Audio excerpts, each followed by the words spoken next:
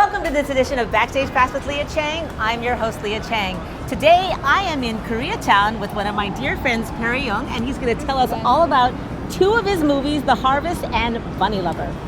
안녕하세요. Yes, which I am very excited about. It's called Bunnylovr. It's directed by Katarina, and it's a story about love, you know, in all its levels or incarnations, from friendship, family, romantic, familia.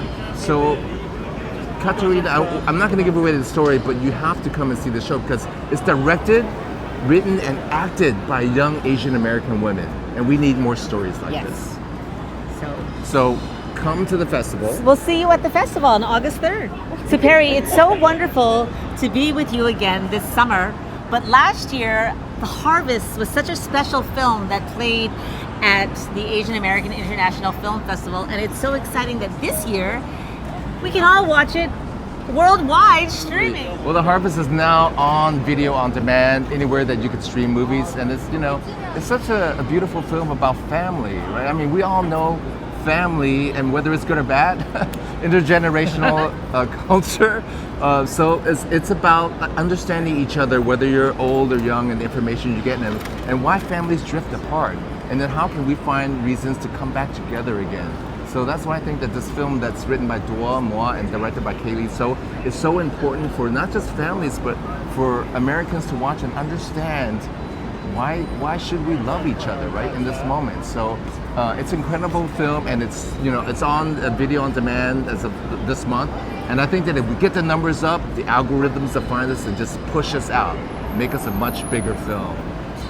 It's such a beautiful storyline, but what I was really impressed by was Harry's performance. It's extraordinary. Oh, thank you so much.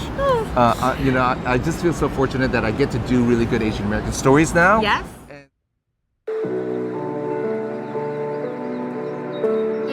Is back. Oh, you're a handsome man now. How you came home? Yeah, it's been a while. So how was life in the Bay? It's hard writing and working at the same time. You? Ain't nothing new here, man. You know, everyone's just doing the usual. Getting married and dropping babies left and right. Do you have a girlfriend? Yeah. Is she Hmong? Yeah, Ty. Is she Hmong? I mean, our parents turned out okay. Yeah. Miserable, suffocating, and loveless marriage. Ay, you old man. But you only know how to lecture, but you don't know how to listen. Dr. Williams and I are a little frustrated with your father, Ty. We're crossing fingers for a match, but if he refuses treatment, he might be deemed as non-compliant. You know you and Dad are sort of alike, right? You're both so stubborn. Take medicine. Don't eat this, don't eat that. What good does it do if I can't do what I want? You don't know how to walk in anyone else's shoes but your own. We feel it's time for you to step up. But I have a life in San Francisco. And you both have no problem using others for whatever you want. That's how you see me. Said I don't want to talk about it! Real love is defined by the sacrifices that we make. It's a choice. It's not an obligation. Don't you want to make your family proud?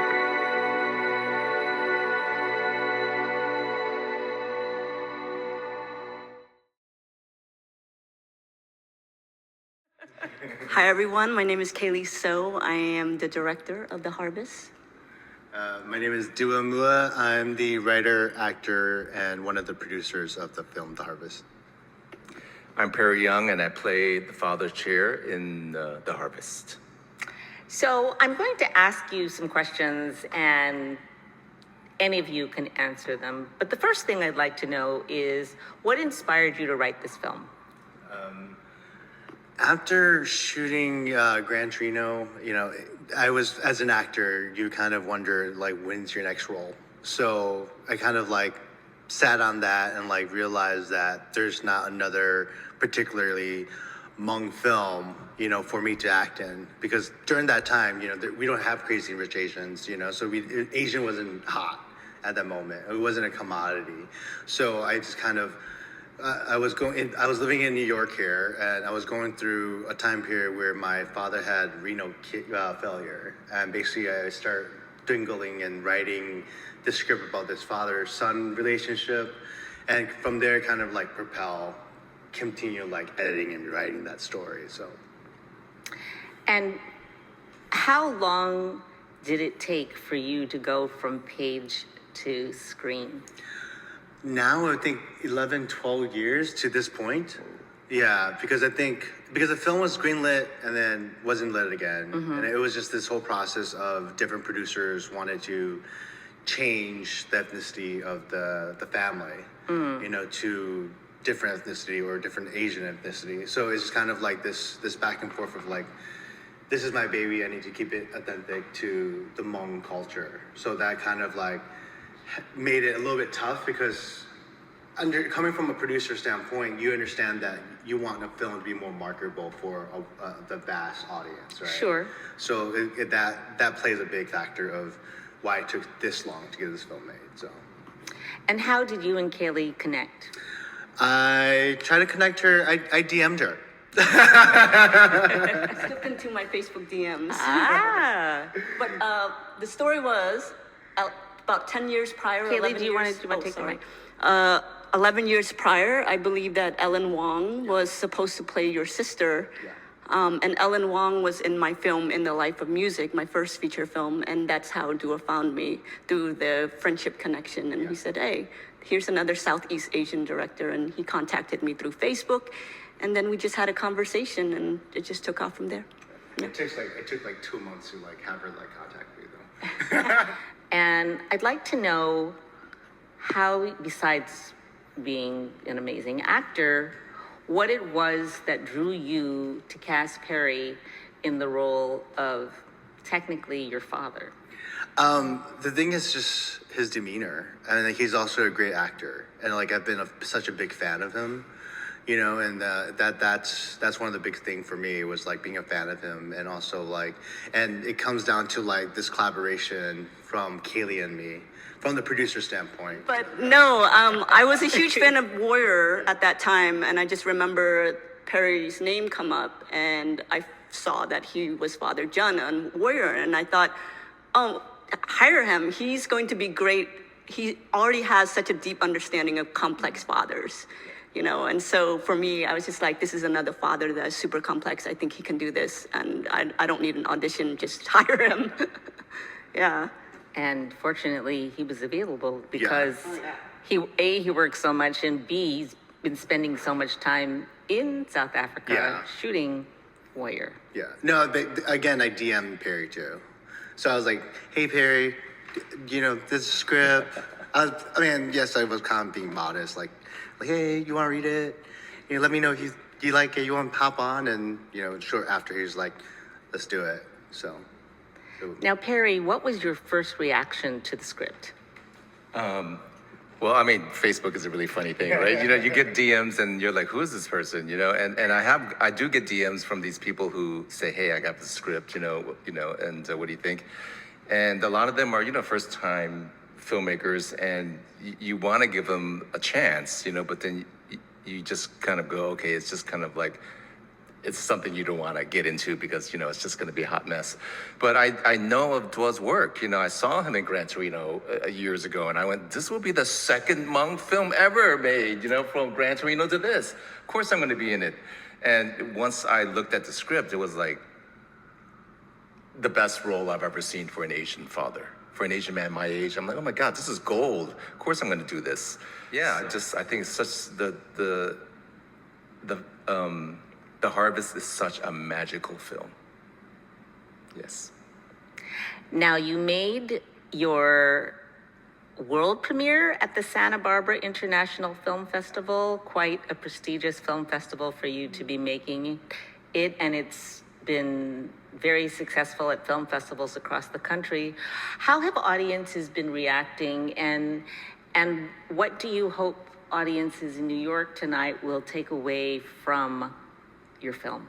The audience enjoy the film, love the film, and the beautiful part about this film is like they relate to the film, and for me, it's for them to just take away from taking a second to understand the different dynamic in our family and different cultures family, ethnicities family, and to start having those honest conversation with themselves and with their family about how to navigate through the massive interracial, generational gaps between each other, Yeah, I think a lot of people went into it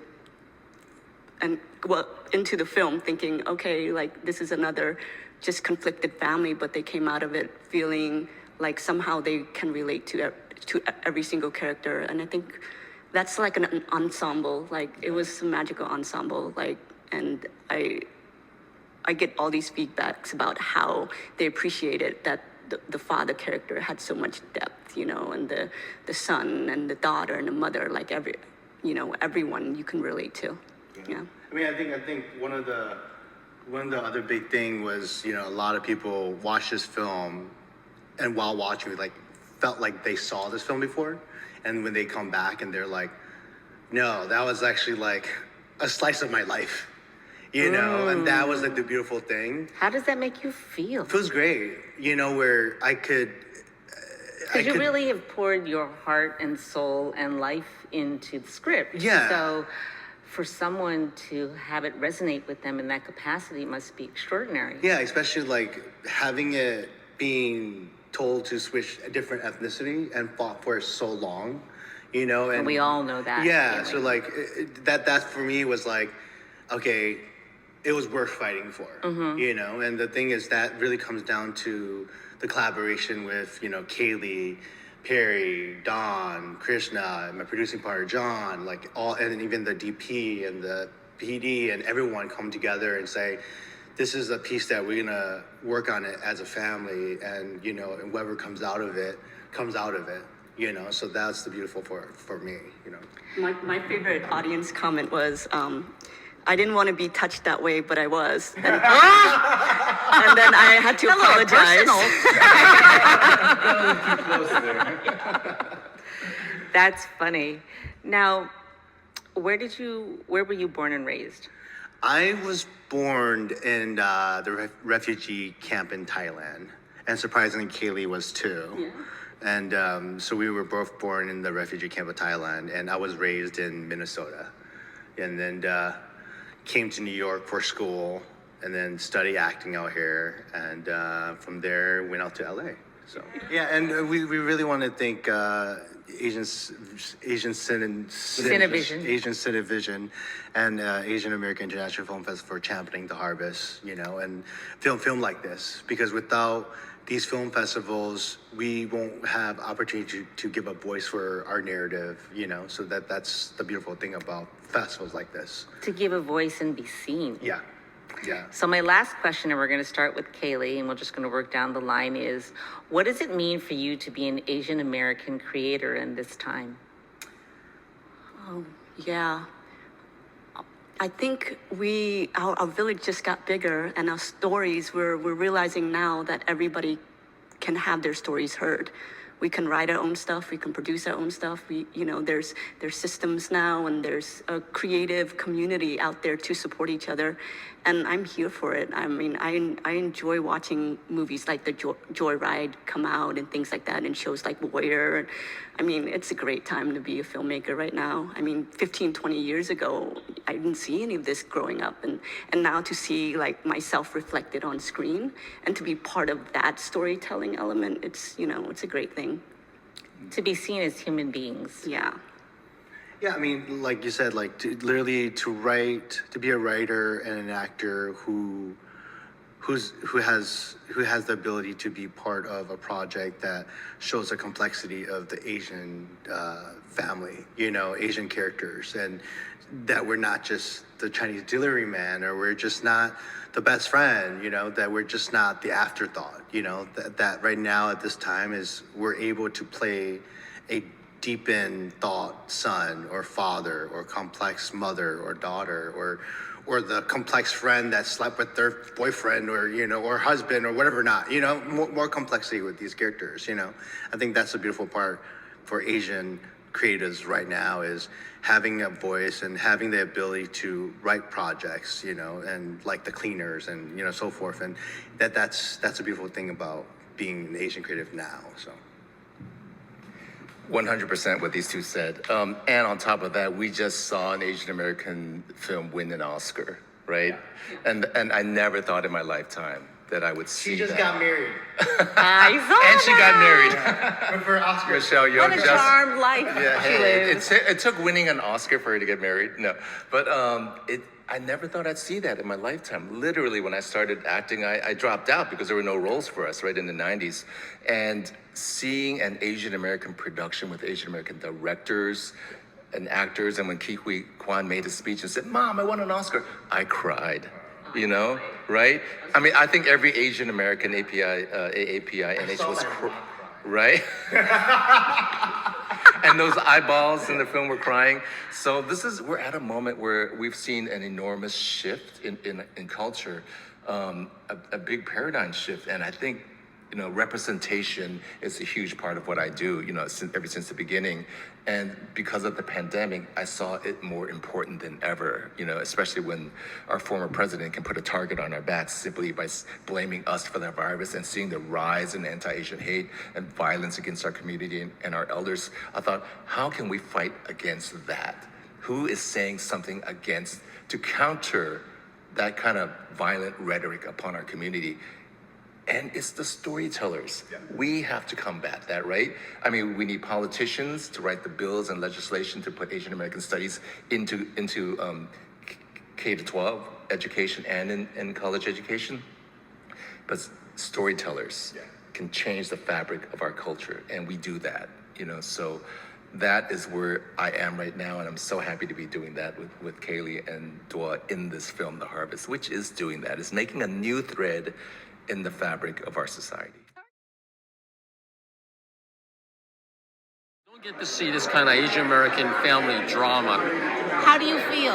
It's so real. Every character in that film is so complex, right?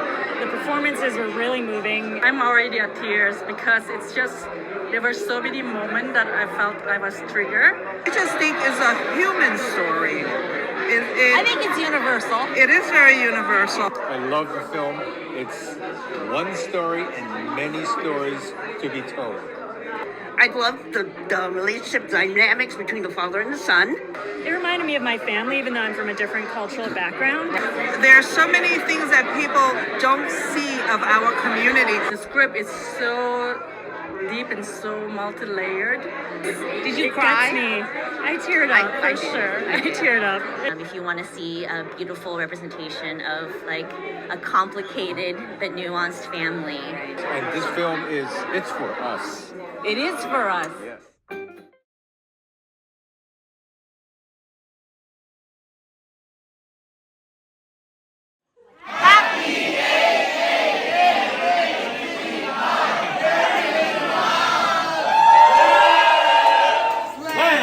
So we wanted to pay tribute to all those people and heroes and icons that we deem really that paved the way for Asian American civil rights, and were very, very strong in establishing our identity. Mm-hmm. Well, we started SLANT in 1995 because we just felt like the three of us as actors in New York City had no work written for us. So we thought, hey, I met Rick in a show with Pan Asian Rep, and I met Waylon just doing H.T. Chen's show. And I thought, you know what, these two guys are cool. They play music and we jive. So why don't we just write our own show? And I happened to be working with Ellen Stewart at the time. And I just asked Ellen, hey, can I make a show? And Ellen said, you got 2 weeks in November. And this was like May of 1995. Wow. And I called these two guys up and said, we can do a show, guys. What do you think? And so when we got together, we just thought, this is the one shot. We're going to do a show that no one's ever written for us. Mm-hmm. And we're just talking like, what would we do? And then the first thing that came to our mind was, you know what? There's a stereotype out there of Asian guys with small penises, and we should just do a show and examine what that was about. And so we wrote Big Dicks Asian Men, the musical. There you go.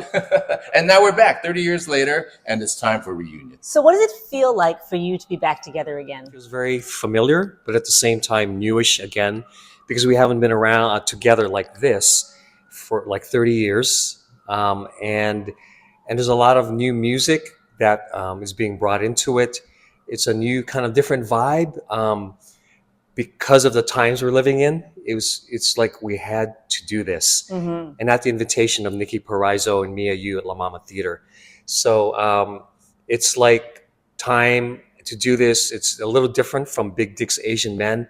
We're not dealing with those stereotypes of pop culture and all that, but as one of our bylines of our show is Lucky FM, tuning into the frequencies of our heroes and ancestors to remember, to assert, and to also celebrate. Because we address Vincent Chin, we address, but at the same time, you heard Connie Chung, so all of our female heroes, and also we'll be addressing the 442nd Infantry during World War II, and all those are so important. So important now that we remember them, and that these memories and these heroes are not erased from our history. What does it mean for you to be an Asian American theater maker in this time? I feel at times and in my real life threatened, more so than ever now. It didn't just start with anti-Asian hate in the 2020. It started way back when. It feels in a way a lot more accelerated right now.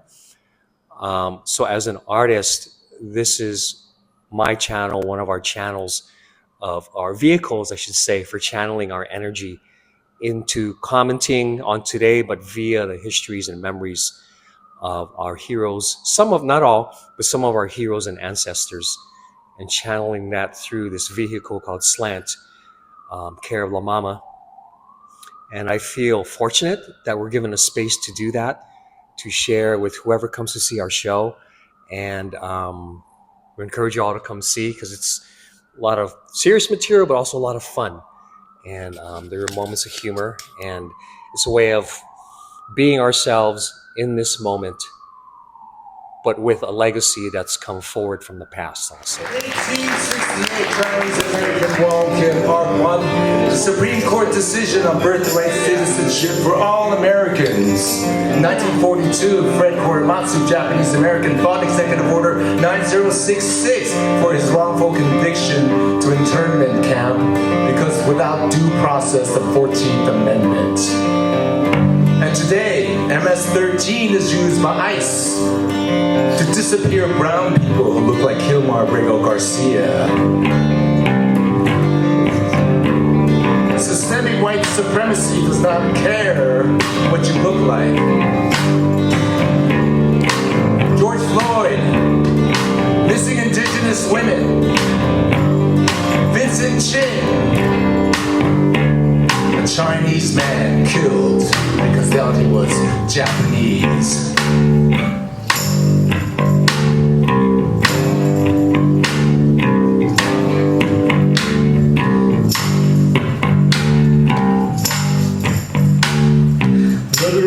City, 1982. Dodge, Chrysler, Ford, Chevy, Malibu. No gas, no jobs on the assembly line, saying Japs taking what should be mine. Sledgehammer to those Jap cars and those Jap radios. Vincent Chin's getting married in the morning, last night before he goes. Oh, the Vincent, the same old stories old. Oh, the Vincent, the justice is still old.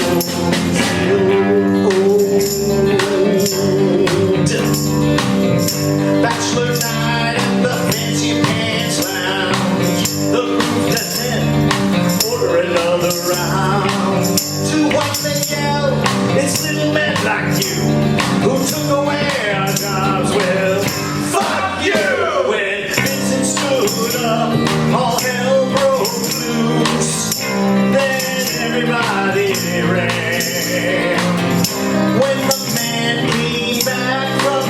guitar, baseball bat in his hand. Oh, to Vincent, same old story told. Oh, to Vincent, and justice is still old, still old.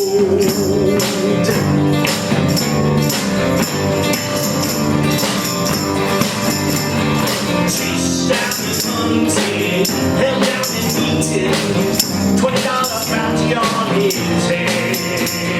Single, double, triple, home run, hit after hit till he's dead. Fines $3,000, that's what the judge handed down.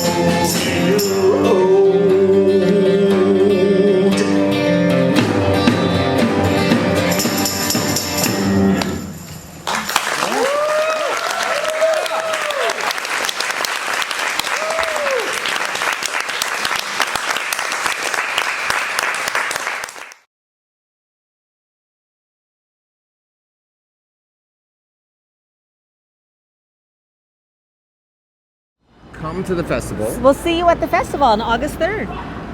More to come. Thank you for joining me for this edition of Backstage Pass with Lia Chang. Until next time. 감사합니다.